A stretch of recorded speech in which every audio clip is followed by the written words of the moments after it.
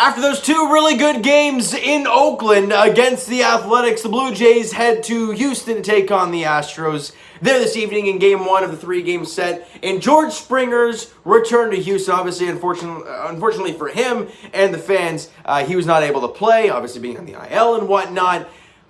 But this game was not pretty for the Toronto Blue Jays. They didn't get much offense.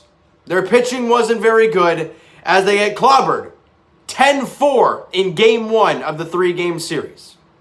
Ross Stripling got the start today, and before I even talk about this game altogether, I'm going to pose this question to you guys, and it's a simple yes or no answer. Does Ross Stripling make his next start 5 days from now? You guys let me know what you think. And it started out great today.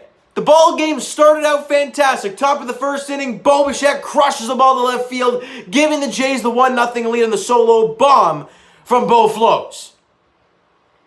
But then, Ross Stripling starts hitting the mound, and things just start to fall apart from there. Bottom of the second inning, Carlos Correa hits a 2-run shot, scoring Gurriel, giving them a 2-1 lead. And then he finds a way to get the bases loaded, and I don't care who you are, as a pitcher, the worst feeling, other than giving up a home run, is giving up a bases-loaded walk.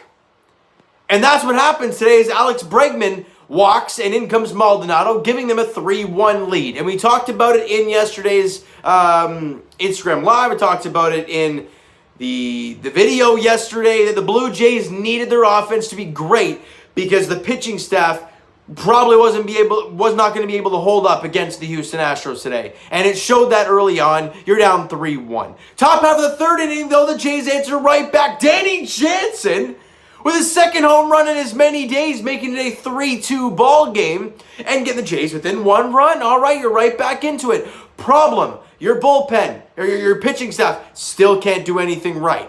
At bottom half of the fifth inning, Gurriel to 2-run bomb Alvarez comes in to score. I think that was off of Tim Mason.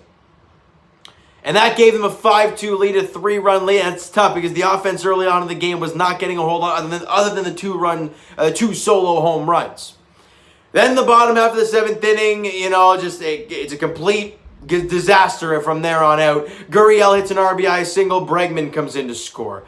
Kyle Tucker hits an RBI double. Alvarez comes in to score. And they're just bringing the lead. They're just building it. I think it was a 7-2 game at that point. It was not a pretty ball game whatsoever. And then the bottom half of the eighth inning, to add insult to injury, Alex Bregman rips an RBI double. Altuve comes in to score. Then on an RBI ground out, Alvarez hits. Brantley comes in to score. Then Gurriel hits a sacrifice fly. Bregman comes in to score. And they get the 10-4 lead. Or it was a 10-2 lead at the time. And then Teoscar Hernandez in the top half of the ninth inning gets a 2-run shot scoring Vladdy to make it 10-4. But that's all she wrote. And the story of this ball game was the pitching staff. All around. Ross Stripling wasn't great. Meza, Ty Tice weren't very good. And Dolis leaves the game with an injury. We'll talk about that very shortly.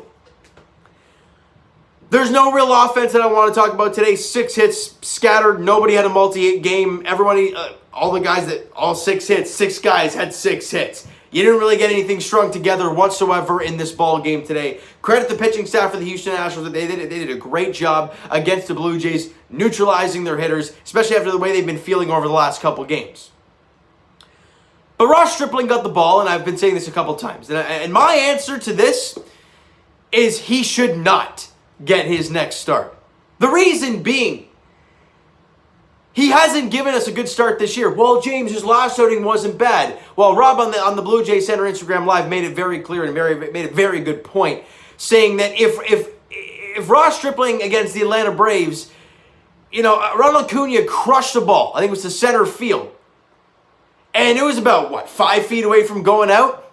If that did, that's a grand slam. Change the entire complexity of the game, makes his line look god-awful, but instead it just stayed in the ballpark. And even then, he went 4 2/3, allowed a couple runs. That's not bad at all. But that's probably his best outing of the year. Today he went 3 2/3, allowed 6 hits, 3 runs, walked 3, and struck out 3. He has not given you a quality start this year. So why are you going to keep running this guy out there every day? Jays fans, it seems to me like this is Tanner Roark of last season or Edwin Jackson of a few years back, where every time he goes out there, you expect him to not really do that great, and he doesn't do that great. So it's like, it's kind of a waste of a start if you ask me. When you're going up against a really good offense in the Houston Astros and you put that out there, it's a disaster waiting to happen. And you got crushed today. Tim Mays out of the pen, went an inning in the third, allowed 2 hits, 2 runs. Obviously, like I said, the 2-run shot to Gurriel wasn't a bad pitch either. I think it was down. It was out of the strike zone, but Gurriel went down and got it and golfed it into the seats. Sorry, the jam-packed seats, may I add. Right? It's crazy that there's so many fans there. It feels weird seeing fans in the stands down there in Houston. And Ty Tice came out there, went an inning in the third, allowed 5 hits, 2 runs, struck out 1, and walked the batter. He wasn't very good either. And Trent Thornton, and this is a guy that I'm saying, hey, if Ross Stripling is not going to be starting anymore, why not use Trent Thornton? Well, I know they love him out of the bullpen. I get that. But he's had starter experience. He's a damn good one at that. Jays fans, remember back a couple of years ago when he had basically a full season of starts in that year where the Jays were really bad, but he led the AL in rookie strikeouts, and yeah, the ERA was a little high, but he showed so many flashes of being great. Then last year he was injured for 90% of the season, and this year he's come out of the bullpen. And I'm like, no, you got to give this guy an opportunity. If they're not ready to bring up Alek Manoah, then why not stretch out a guy like Trent Thornton? Anthony Kay in his 2 starts hasn't really given you a whole lot. You know, why not give Trent the ball or give Trent Thornton the ball? That's just my opinion. You guys might have something else, but I do not want to see Ross Stripling go out there in his next start. It just doesn't make any sense to me. He should be in that Tanner Roark role this year. If you're getting crushed or you're up a ton, yeah, throw him out there to get some innings. That's about all I want to see from Ross Stripling right now, because he hasn't really given you anything. And you can't keep running him out there every 5 days. It's almost an automatic loss. And I hate to say that about Ross. He's probably a great guy and all, but it's just, you can't be doing that and expect to win ball games. You can't expect your team to score double-digit runs and to win you a ball game. You can't expect that. Now, after Trent Thornton got his 2 guys out, and Rafael Dolis came out there. And Dolis gives up a hit and walks a batter. Then leaves the game with an injury. This team cannot catch a flippin' break, man. David Phelps goes down with an injury. Dolis goes down with an injury. Your bullpen now looks extremely thin. Your starting rotation is thin as all heck already. The one thing that's been consistently great all year long for this team is the pitching staff. And now they're getting beaten up with injuries. It's just crazy how this season's gone. I mean, it's absolutely insane. Now, and Ryan Baraki ended up closing this game out in the 9th inning. I mean, it was he gave up a run, but as I always say, he's a high leverage guy. You just got him out there to kind of finish this game off. 1 inning, 1 hit, 1 run, and a strikeout. He allowed, I think it was at bottom of the 9th with the Alvarez RBI ground out and the Gurriel sac fly in there. He allowed that 1 run.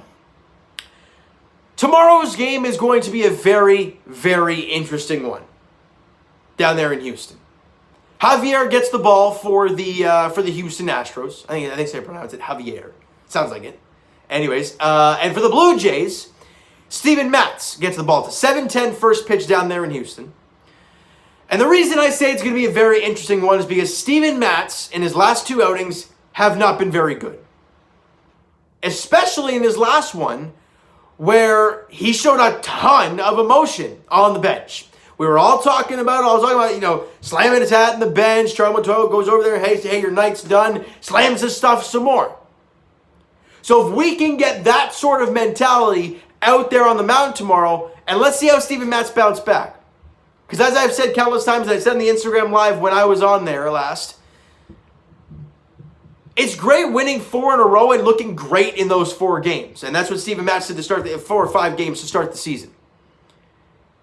However, great pitchers in this league don't go after those 4 or 5 great wins, go 3 or 4 terrible ones. That's not a good pitcher. The good pitchers in the league go 4 or 5 great games, 1 or 2 bad ones, but then bounce back with 4 great ones. So what are we going to see from Steven Matz tomorrow against a very good Houston lineup? That's remained to be seen. And that, in hindsight, is the storyline going into tomorrow. What are you going to get out of Steven Matz? That's all there is to it. And I want to get your guys' take. What are your guys' expectations for tomorrow night's ball game in Houston? Do you expect Matz to bounce back? Do you think he's kind of gotten this rut, and do you think that's it? I don't know. I want to get your thoughts, guys, in the comments below, all right? So you know what, guys? That is going to do it for this one. If you enjoyed the video and did not enjoy the game today, but if you're an Astros fan and you loved the game today, smack the like button to appreciate that. Hit that subscribe button if you've not done so already, guys. Comment down below everything towards this game. Should Ross Stripling make the next start? What is your expectations for Matz tomorrow? What was the problem with the offense today that only had 6 hits in this one? Let me know in the comments below, guys. Twitter is down below for myself. Follow, send me a DM, do that great stuff. The Instagram link is down below, so follow up there if you have not done so already, guys. And I will talk to you tomorrow, all 3 teams. Here we go. Raptors, Grizzlies, 7:30 tip-off there at Amalie Arena. Looking to close the season strong. That's all I got to say for the final 5 games for the Toronto Raptors. 3 games remain for the Toronto Maple Leafs, and game 1 of those 3 is tomorrow night against the Montreal Canadiens. I think it's a 7 o'clock puck drop there at the Bell Center as the Leafs look to take that great win yesterday and continue that into their final game against Montreal this year, because it looks like that's going to be your round 1 matchup. So what are we going to do in our final game against regular season against the Habs? We'll find out tomorrow night. As for the Blue Jays, as I mentioned, their next game is tomorrow. Game 2 of the 3-game set against the Houston Astros. Matz and Javier. 7-10 first pitch down there in Houston. Game 2 of the 3-game set against the Astros. Thank you guys so much for listening and watching. Hope you enjoyed the video. We'll talk to you guys then.